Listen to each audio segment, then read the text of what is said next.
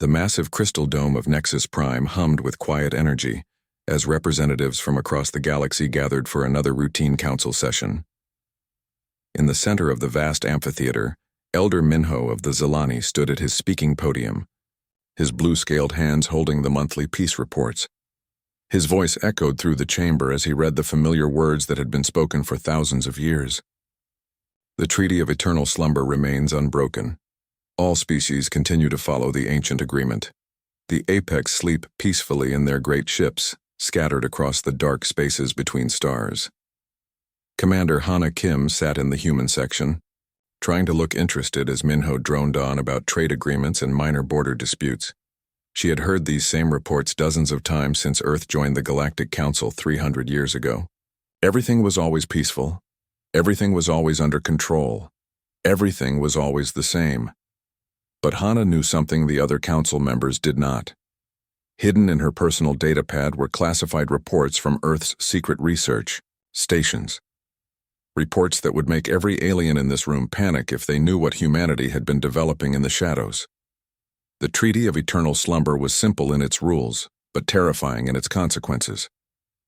Long ago, when the galaxy was young and full of wars, the most powerful species called the Apex had grown tired of the constant fighting. They were ancient beings who could bend reality itself to their will. They had built the stargates that connected distant worlds. They had mastered forces that other species could barely understand. The Apex had made a choice that shocked everyone. Instead of ruling the galaxy with their incredible power, they decided to sleep. They built massive arc ships and went into a deep hibernation that could last forever. But they left behind a warning that every species learned by heart. "We will sleep as long as peace exists," their final message had said. "We will sleep as long as no species tries to become like us. But if any race develops weapons that could threaten the galaxy itself, we will wake up. And when we wake up, we will decide if that species deserves to exist." For 50,000 years, the treaty had worked perfectly. Species fought small wars with simple weapons. They explored space slowly and carefully. They made sure never to push too far or develop anything too dangerous. The fear of waking the apex kept everyone in line, but humans were different. They had only been in space for a few centuries, but they had already broken more rules than most species broke in millennia. Not openly, of course. The human representatives who sat in these council meetings were always polite and followed every law. But back on Earth and in the hidden research stations, human scientists were pushing boundaries that should never be crossed. Hana thought about the report she had read that morning. Project Hermes had successfully created instant communication across any distance. Project Prometheus had built machines so small they could rebuild matter at the atomic level. Project Titan had developed an artificial intelligence that could think faster than any biological brain. Each of these projects alone would make the other council members nervous. Together, they represented exactly the kind of advancement that the treaty was designed to prevent. But the worst project was Project Genesis. Human scientists had built a device that could manipulate the basic laws of reality itself. They called it a reality engine, and early tests showed it could change the fundamental rules of physics in a small area. Elder Tay of the Vorthani was speaking now, his insect-like voice clicking as he discussed mining rights in the Outer Rim. Hana barely listened. She was too busy thinking about what would happen when the other species discovered what humanity had been doing. The treaty was very clear about the punishment for breaking its rules. Any species that developed forbidden technology would be judged by the apex when they woke up. Sometimes the judgment was merciful. The Keth had been allowed to survive when they built their first antimatter bombs, but they had been forced to destroy all their advanced weapons and start over with primitive technology. Other times, the judgment was final. The Zephyrians had tried to build a machine that could control time itself. When the apex woke up to stop them, they decided the Zephyrians were too dangerous to exist. No one had seen a Zephyrian in 30,000 years. Their entire species had been wiped from the galaxy in a single day. Hana wondered what the apex would think of humanity. Would they see humans as helpful innovators trying to make life better for everyone? Or would they see them as dangerous children playing with forces they could not control? The meeting was ending now. Representatives were filing out of the chamber, talking quietly about trade routes and diplomatic missions. None of them knew that humanity had already crossed the line. None of them knew that somewhere in the darkness between stars, ancient, sensors were beginning to detect the energy signatures that should not exist. Hannah stood up and gathered her things. She had to get back to Earth to make her report. The council thought everything was peaceful and normal, but peace was about to end. The treaty that had kept the galaxy stable for 50,000 years was about to be broken, and somewhere in the cold depths of space, the apex were beginning to stir. The first sign that something was wrong came from a research station orbiting a dead planet in the Kepler sector. Dr. Jiho Park was running routine scans when his instruments detected something that should not have existed. A massive object was moving through space where nothing had been before. Jiho stared at his screen in confusion. The object was huge, bigger than a moon, but it had appeared from nowhere. His sensors showed it was made of materials that did not match anything in the Galactic database. The energy readings were so high that his equipment could barely measure them. "This is impossible," Jiho whispered to himself. He ran the scans again, thinking his machines were broken. But the readings stayed the same. Something enormous was out there, and it was heading toward inhabited space. What Jiho did not know was that he was looking at humanity's death sentence. 3 days earlier, Dr. Yoon Lee had activated Project Genesis for the first time. The reality engine had worked perfectly, bending the laws of physics in a small laboratory on Earth's moon. For exactly 17 seconds, the machine had made gravity flow backward and light move in circles. It was humanity's greatest scientific achievement. It was also the signal the apex had been waiting for. Deep in the Kepler sector, the first ARC ship had been sleeping for 50,000 years. It was a crystalline structure the size of a small moon, drifting silently through the void. Inside, millions of apex minds shared the same eternal dream, their consciousness linked together in ways that living species could not understand. The reality engine's activation sent quantum ripples across space itself. These ripples moved faster than light, carrying the signature of forbidden technology. When they reached the ARC ship, ancient systems that had been dormant for millennia suddenly came alive. The awakening was not gentle. Throughout the massive ship, crystalline chambers began to glow with soft blue light. Apex beings who had slept since before humans learned to make fire started to stir. Their bodies were not flesh and blood like other species. They were living crystal and pure energy, beings who had evolved so far beyond their original forms that they barely seemed real. The first apex to fully wake was the one they called the Arbiter. It stood 3 meters tall, its body made of what looked like living diamond shot through with veins of light. When it opened its eyes, space itself seemed to bend around it. The Arbiter did not need to speak with words. Its thoughts reached across the ship instantly, touching every other awakening mind. They shared information in ways that would have driven lesser beings insane. In seconds, they knew everything that had happened during their long sleep. They knew about the Treaty of Eternal Slumber and how well it had worked. They knew about the rise and fall of a dozen species. They knew about the wars that had been fought with primitive weapons and the peace that had lasted for thousands of years. And they knew about humanity. The Arbiter studied the quantum signature that had awakened them. The energy pattern was unmistakable. Somewhere in the galaxy, a young species had built a machine that could alter reality itself. This was exactly what the treaty was designed to prevent. Other ARC ships were awakening now. Throughout the galaxy, ancient sensors detected the rising energy levels and began their own activation sequences. The Apex had built their ships to wake up together when the time came for judgment. That time was now. Admiral Dae Song was commanding a human patrol fleet near the edge of Council space when the emergency message came through. Her communications officer looked pale as he handed her the decoded transmission. "Admiral, this is from Nexus Prime. All human ships are ordered to return to Earth immediately. Priority Alpha protocols are in effect." Dae felt her stomach drop. Priority Alpha meant only one thing. The treaty had been broken. Someone had discovered humanity's secret projects, and now every human ship in the galaxy was being recalled for the coming war. But as Day began to give orders to her fleet, her sensors detected something that made her blood run cold. A massive object was approaching. From deep space, it was moving faster than anything should be able to move, and it was heading straight for the nearest inhabited system. "What is that thing?" her tactical officer asked, staring at the readings. Day did not answer.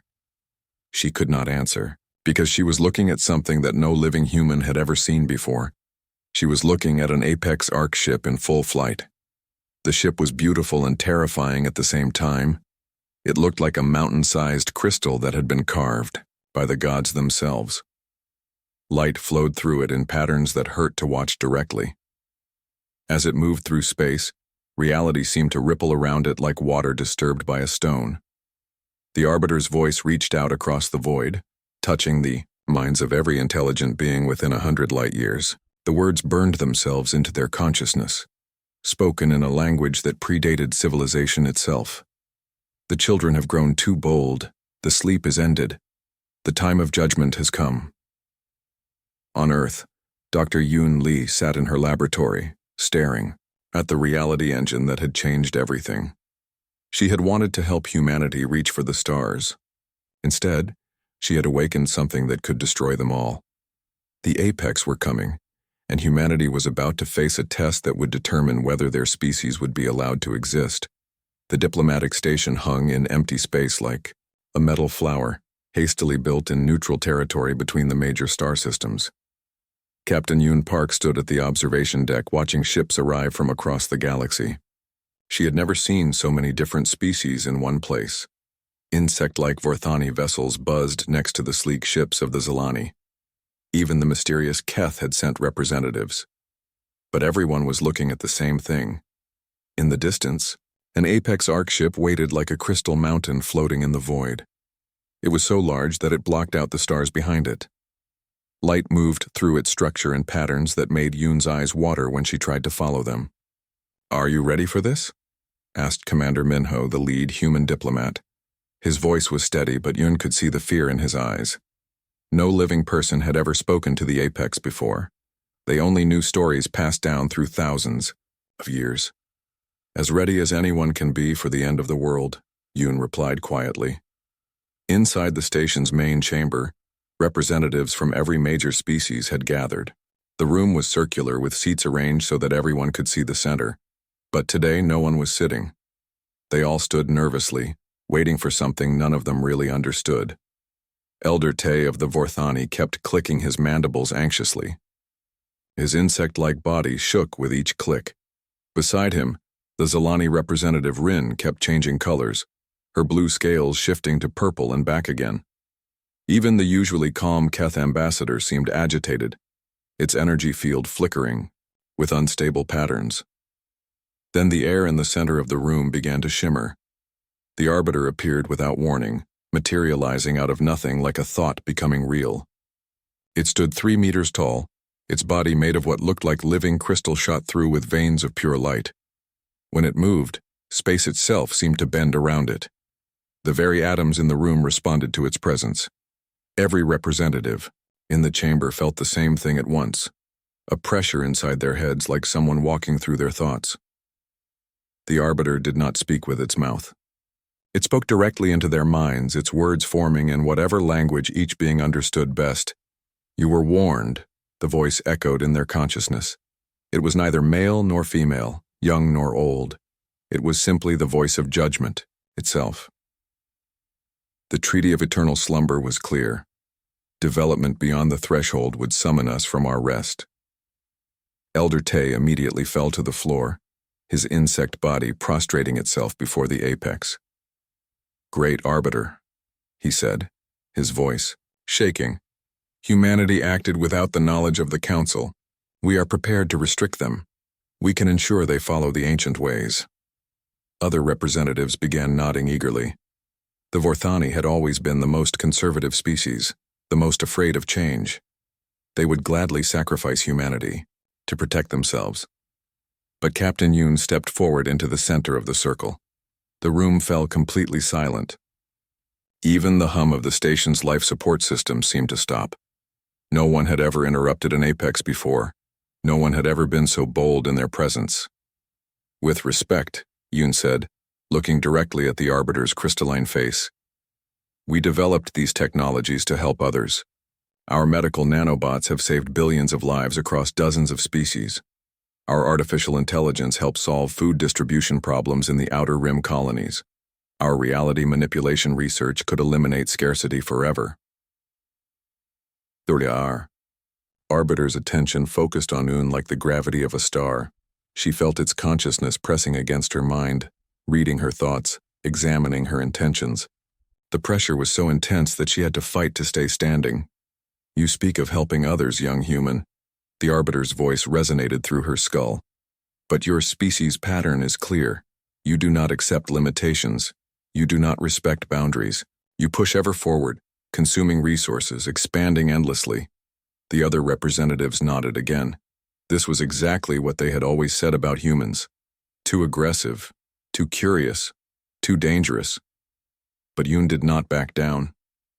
That's not consumption, she replied, her voice growing stronger. That's growth. That's what life does.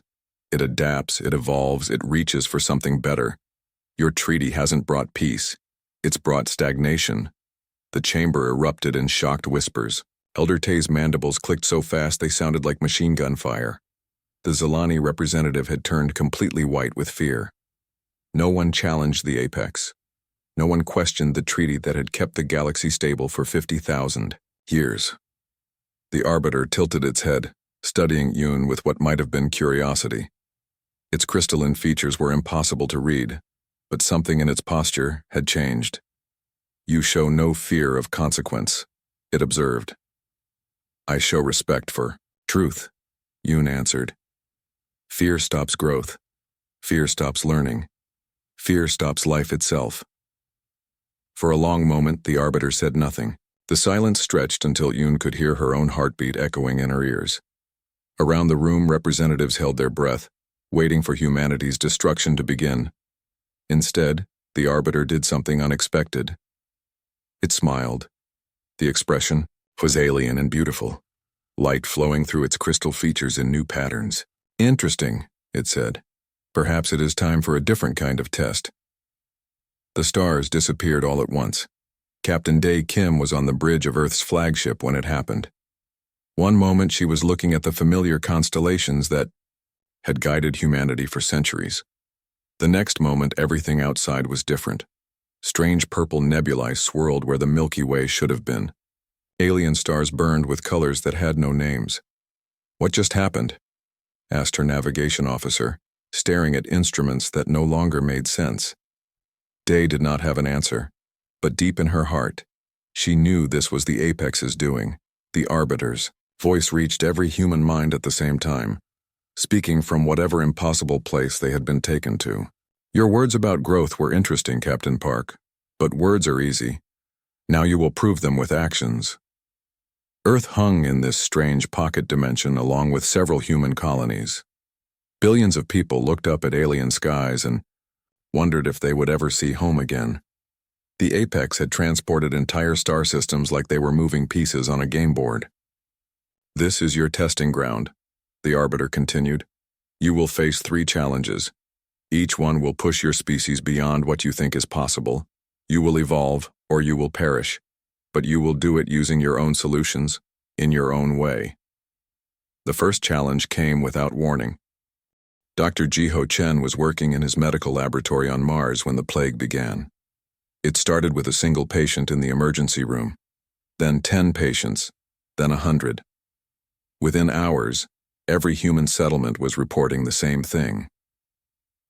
People were dying from a disease that attacked human DNA itself. It was like nothing in their medical databases. Traditional medicines were useless. The plague adapted faster than any natural virus could, changing its structure every time doctors thought they understood it. It's impossible, Jiho said to his research team. No biological agent can evolve this quickly. It's like the disease is learning from our attempts to stop it. But that was exactly what it was doing. The apex had created an artificial plague that could think, adapt, and evolve in real time. It was designed to be unstoppable by any conventional medicine. Humanity had only one choice. They had to use the forbidden technologies they had developed in secret. Working around the clock, human scientists combined their new nanotechnology with their artificial intelligence systems. They created medical nanobots that could evolve just as fast as the plague itself. Tiny machines smaller than cells were programmed to learn and adapt, changing their attack patterns every time the disease changed its defenses. The battle took place inside human bodies at the molecular level. Nanobots fought against alien viruses, in a war that could only be seen under the most powerful microscopes. For 3 weeks, the outcome was uncertain. Then slowly, the nanobots began to win. The plague was defeated, but humanity had barely caught their breath before the second test began. This time, the challenge was not biological but physical. The pocket dimension where Earth had been placed began to shrink. Space itself was contracting, forcing humanity to find ways to sustain billions of people with constantly diminishing resources. Admiral Hana Lee stood in the command center on Luna, watching the walls of their universe close in. At this rate, we have 6 months before the dimension collapses completely, she reported to the Emergency Council. Traditional solutions would not work. There was not enough time to evacuate everyone, and nowhere to evacuate to anyway. Humanity needed to develop true post-scarcity technology, and they needed to do it fast. The answer came from their reality manipulation research. Human engineers built massive matter-energy conversion systems that could transform anything into anything else. They turned asteroids into food, converted space dust into breathable air, and transformed the very fabric of the shrinking dimension into the resources they needed to survive. It was technology that bordered on magic, but it worked. Humanity learned to live without scarcity, to create whatever they needed from the basic building blocks of matter itself. But the third challenge was the most personal of all. The apex simulated first contact with another species exactly like humanity. Aggressive, expansionist, and technologically advanced, the simulated humans appeared on the edge of the pocket dimension in ships that looked exactly like Earth's vessels. "They're sending warships," reported Commander Tay, studying the approaching fleet. "Their weapons are just as advanced as ours, maybe more so." Captain Dae Kim had been promoted to lead the human response team. Everyone expected her to prepare for war. The simulated humans were clearly hostile, and they had the technology to destroy Earth if they chose. But Dae made a decision that surprised even her own people. Instead of charging weapons and raising shields, she opened all communication channels and transmitted everything. Every piece of technology humanity had developed. Every solution they had found to the first 2 challenges. Every scientific breakthrough they had made in the pocket dimension. "Captain, what are you doing?" asked her tactical officer. "You're giving them everything we have." "If they're like us," Dae explained calmly, "then they'll face the same challenges we did. Why should they have to reinvent everything when we can help them skip the mistakes?" The apex observers watched this exchange. With growing interest, the Arbiter materialized on Dae's bridge, its crystalline form glowing with curiosity. "You would strengthen potential rivals?" it asked. Dae turned to face the ancient being. "We would strengthen potential allies. The universe is vast enough for all of us to grow." The test was complete, but humanity's real trial was just beginning.